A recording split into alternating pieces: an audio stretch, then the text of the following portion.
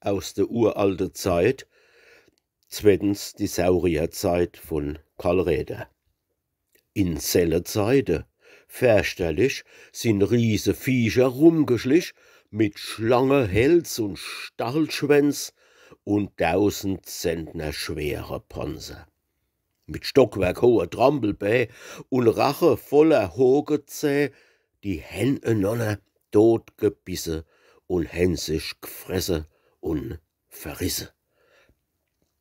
Wann einer meint, es wär gelogen, man sieht noch heut der riese Knochen im Dergemer Museum stehen, wann eins sich Zeit nimmt, hieße gehe.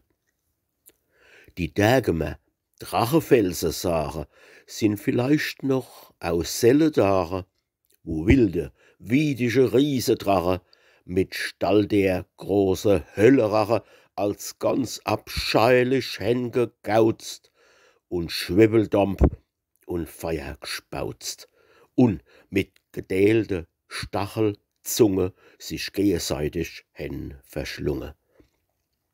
Wie es uns Paul Münch so schön bericht in seiner pelzig Weltgeschicht.